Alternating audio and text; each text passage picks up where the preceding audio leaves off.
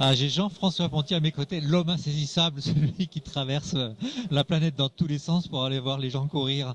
Alors, le Japon, Copenhague et enfin le marathon de Paris, c'est bien ça le programme de ces dernières semaines? Exactement, avec les France de Cross début mars. Donc ça fait un bon petit programme là depuis un mois, mais avec vraiment très très sympathique ces différents déplacements. Bon, les France de Cross, des belles courses. Et on a fait un stage au Japon très enrichissant d'un point de vue culturel et d'un point de vue sportif. Quelle est la grande différence entre nous et eux? La première grosse différence, c'est la rigueur. Ils sont excessivement rigoureux. Bon, une petite anecdote, pour faire les séances de piste, ils mettent des dossards pour que on repère bien tout le monde. Donc ça surprend un petit peu notre culture européenne, mais ils sont excessivement rigoureux, très rigoureux sur les horaires, très rigoureux sur les allures, très rigoureux dans le travail qui est fait. Et puis la deuxième chose très importante, c'est qu'ils travaillent beaucoup. Travaillent beaucoup. Et les athlètes, il y avait 4 athlètes marathoniens qui étaient présents au stage, sont tous repartis en se disant on ne travaille pas assez. C'est la culture du gros kilométrage? Exactement, donc après c'est vraiment une culture, je dirais, d'apprentissage. C'est les entraîneurs, c'est des anciens athlètes, donc ils reproduisent ce qu'ils ont fait et ils essayent de faire toujours un petit peu plus. Alors ils ont énormément d'athlètes parce qu'il y a une culture énorme du marathon, de l'Eikiden. Au Japon, tout le monde veut faire ces épreuves-là. Bon, ils ont en plus le profil au niveau morphologique pour réussir dans ces épreuves. Donc ils ont énormément de gens et, ils basent tout sur cette culture de la volonté et de la quantité.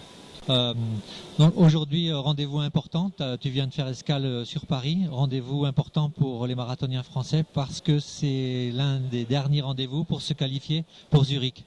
Exactement. Il y a actuellement 2 athlètes hommes et 2 athlètes femmes qui sont présélectionnés pour les championnats d'Europe. Donc les athlètes ayant participé au championnat du monde de Moscou l'an dernier et les 2 champions de France, hommes et femmes. Et nous complétons les équipes. Tu peux préciser les noms? Oui, c'est Ruben Idongo et Benjamin Malati chez les garçons, et Corinne Herbroto et Carmen Oliveira chez les femmes. Et donc nous complétons les équipes puisque cette année nous avons des championnats d'Europe de marathon, ce qui arrive qu'une fois tous les 4 ans, puisqu'il y a des championnats d'Europe tous les 2 ans, mais une année sur 2 il n'y a pas de marathon. Donc il y a des championnats d'Europe une fois tous les 4 ans avec un classement par équipe une fois tous les 4 ans, puisque maintenant dans les championnats du monde ça n'existe plus la Coupe du Monde. Donc nous profitons de cette occasion pour essayer de relancer cette épreuve et donc de former des équipes compétitives. Et donc nous complétons les équipes avec le bilan depuis le 1er avril 2013 jusqu'au 13 avril, c'est-à-dire la semaine prochaine après le marathon de Rotterdam, pour le complément de la sélection chez les hommes comme chez les femmes. Nous avons droit à 6 athlètes maximum par équipe. Bon, mais ça sera dur quand même d'aller chercher la qualif parce que 2,15 chez les hommes, il faut quand même y aller. Oui, exactement. Actuellement, le 6e homme garçon est environ à 2,15. Donc les 5-6 garçons français de ce week-end qui prétendent à cette performance-là devront mettre tout en œuvre pour faire en dessous de 2,15. Sachant qu'également la semaine prochaine, James Turey doit courir à Rotterdam. Donc ça fait également une place en suspens. Donc bon, c'est un niveau relativement intéressant chez les hommes.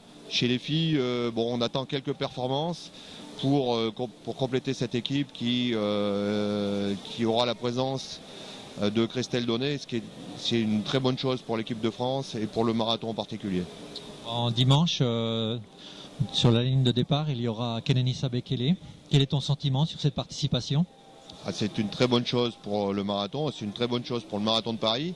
Bon, c'est un des plus beaux athlètes au niveau esthétique qu'il a été donné de voir. Donc bon, c'est intéressant de voir comment il peut faire la transition entre la piste, et même s'il a déjà fait quand même quelques compétitions sur route, il n'est pas arrivé sur route au niveau auquel il avait sur piste. Donc on veut voir comment il arrive à faire cette transition, ce qui est intéressant pour nous, parce qu'on a un projet de faire monter quelques athlètes performants sur la piste pour aller sur le marathon, donc ça nous donne une bonne indication. Petit pronostic pour Bekele? Je pense que si il vient à Paris et qu'il prépare le marathon, c'est pas pour faire une mauvaise performance, donc je pronostique un temps inférieur à 2,5. On est bien d'accord. Merci Jean-François, à bientôt.